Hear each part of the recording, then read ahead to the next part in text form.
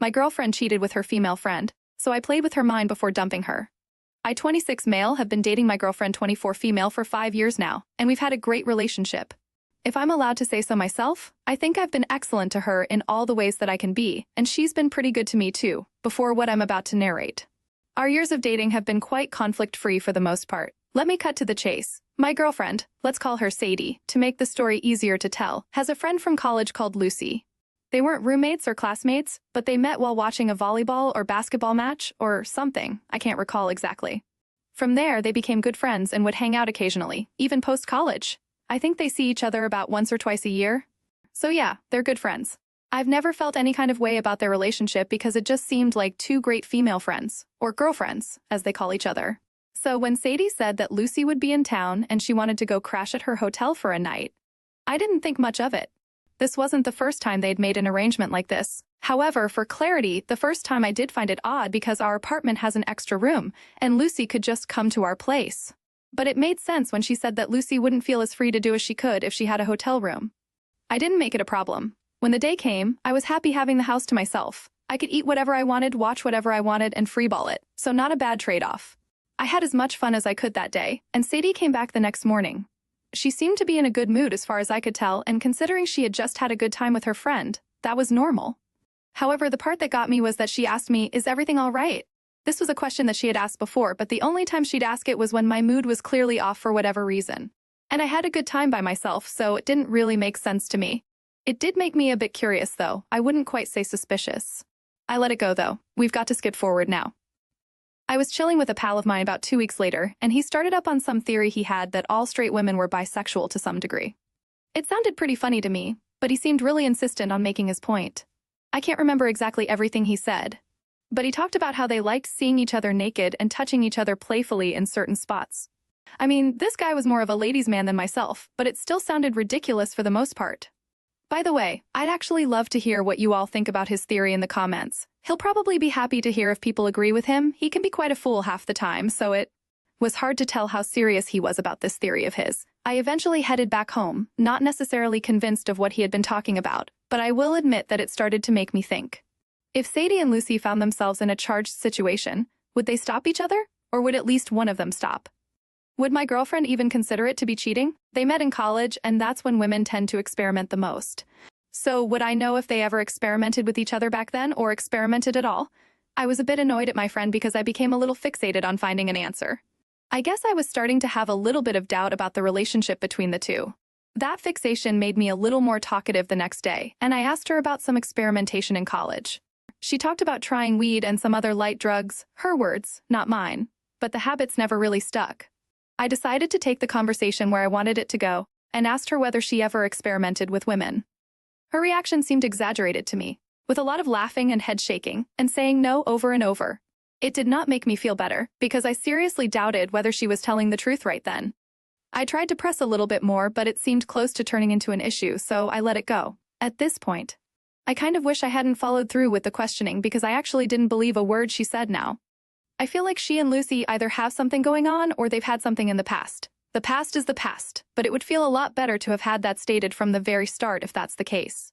I think everyone might agree that someone you've slept with always has a better chance of going again than the general population, so it'd be nice if I had a good idea of this from the very beginning. To cut to the chase, I feel like there might have been something between the two of them, but I can't tell whether it was just a thing of the past or new. I'd really love to know what you all think, though. I want to check her phone, but I'm scared of getting caught because that will seriously hurt trust between us. Edit 1, I saw a few comments saying that I'd be surprised by the number of women who are open to testing out the other side of the fence, so maybe my friend was right. However, it's still really hard for me to see my girlfriend in that way. She's never given me a hunch that she's experimented to that degree, even before I actually asked. I know it sounds like I'm making excuses for her, though.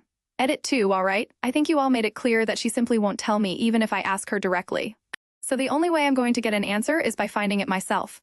I'll look for an opportunity to comfortably find the answers, but I also acknowledge that not seeing anything that shows what she was up to doesn't necessarily mean she wasn't up to anything. Anyhow, once I do, I'll be sure to bring an update for all of you. Edit 3. And just to clarify, even though I never imagined it would be necessary, I'm not demonizing lesbian relationships here, as some of you are claiming. If my girlfriend experimented in college, it makes no difference to me. I just don't think I like the idea of thinking I have a straight partner and finding out they're cheating on me and simultaneously swinging the other way. I know there's the whole fresh around girl-on-girl action, but it doesn't make potential cheating any softer. It's understandable to wonder about these things, especially after she had a bit of an exaggerated response. After all, it's not every day your significant other has sleepovers with someone from their past while you're left to binge-watch Netflix alone. Maybe Lucy is just the designated friend for when Sadie needs to vent about you leaving the toilet seat up for the 100th time. Or perhaps they're secretly plotting world domination through a volleyball league. Who knows? And as far as your pal's theory about all straight women being closeted bisexuals? Well, that's about as scientifically sound as saying all men secretly dream of the Roman Empire. In the end, though, if you're really itching for answers, maybe just be straight up with her.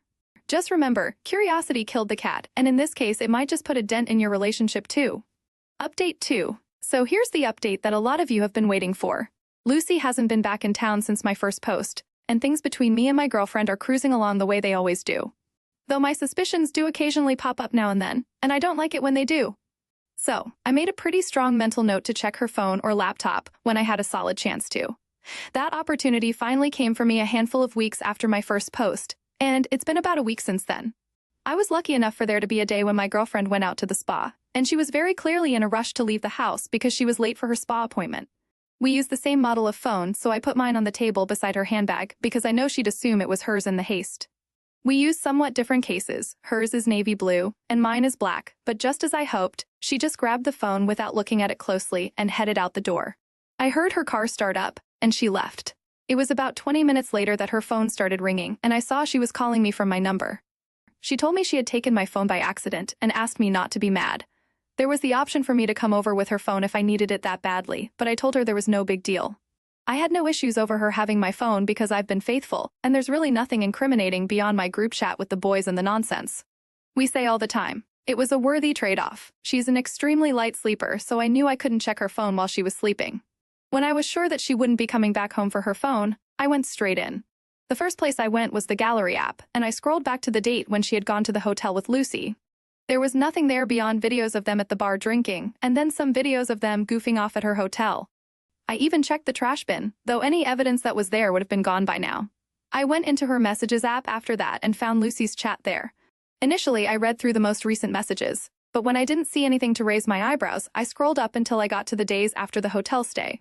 And that's when I found exactly what I really didn't want to find. The conversation went something like this, Lucy. Sadie, I think we should talk about... Well, you know. Sadie, what? Lucy, you know exactly what I'm talking about. Let's leave the jokes for now. Sadie, sorry, it was certainly exciting.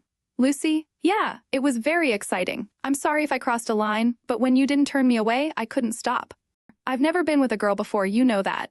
Sadie, I wanted to stop you, but I think it felt so good from the very start that I couldn't, and I'm glad I didn't. Lucy, I'm glad you didn't too. Sadie, I don't know if this can be a thing between us. You have a serious boyfriend. Sadie, he doesn't need to know. I almost threw the wall at the phone when I read that part. He doesn't need to know. Well, Sadie, sorry to burst your bubble, but secrets have a funny way of crawling out from under the rug. Now, I get it. You're pacing like a caged tiger, trying to figure out your next move. Punching through drywall might seem like a cathartic release, but trust me, it won't solve anything except maybe giving you a sore hand. Whatever you do, just remember to keep your cool. No rash decisions, no impromptu confessions. You're playing the long game now, and revenge is best served cold. Update 3. This is going to be the last update, hopefully, because I've got my get back. And it was incredibly satisfying to me. A little bit of me feels like I might have been too villainous. Here's some background that I don't recall giving in the previous part. Sadie and I shared an apartment, but it was originally her place. I moved in with her at the 2-year mark, and we started splitting the rent, but it was never my apartment officially. I also ended up telling one of my good friends about the whole situation, and he was able to give some good advice in the form of 2 words: leave her. He also said I could crash at his place in the meantime. I knew I was going to leave her, but I just wanted to do it in a way that would make me feel very satisfied. Conveniently for me, she mentioned how she wanted to go and see her mom or sisters over the few days that she had free from work, and I supported her through the entire thing. When the house was left to me, I began to pack all of the things that belonged to me. It was a very long process since I had been living there for 3 straight years. But I was able to get everything packed up before midnight, and I let a friend of mine who had a pickup truck know that I'd need his help transporting some things. The next day came, and even though it took several trips, we got everything loaded up in his car. I left the key I had with a trusted neighbor, and I took off. I kept chatting with Sadie as if everything was normal until the day she was supposed to get back, and then I went completely AWOL. At this point, she started calling me over and over, and that was when I assumed she got back home. She started to send panic text messages, but I refused to answer a single one. In the end, I went out with my buddy to get my mind off things and left my phone at home since it was being such a huge distraction.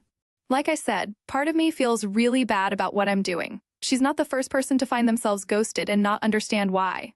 But the exact reason I chose this approach is that I know it will mess with her mind more than most people. Am I a bad person? I guess so, but I'm only doing this because she cheated on me. If she's ever going to go into the world and be in a relationship with anyone else, I'd like her to remember this feeling. If she wants to cheat, with a man or with a woman, it doesn't matter. My pal George called me to say that Sadie had come to his house looking for me, but he had no idea what was going on, which was better for me. He wouldn't have said something even if he did know. I gave him a summary of the whole thing, and he was in support of me. So when she came back to his place 2 days later, he told her he still knew nothing. The calls and messages didn't stop, and at a point I started getting them from her parents and her sister.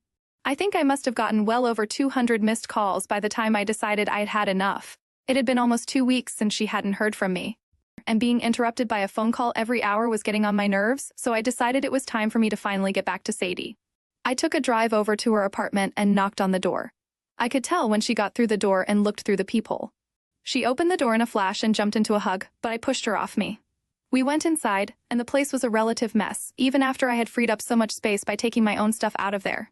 I could see that she had been drinking too. She generally looked a mess. "What did I do?" was the first thing that she said, and I remember laughing at that question because I knew that she knew. She had enough time to think through every wrong thing she had done in the relationship. If she was really faithful for as long as I thought, then only one thing would pop up in her mind.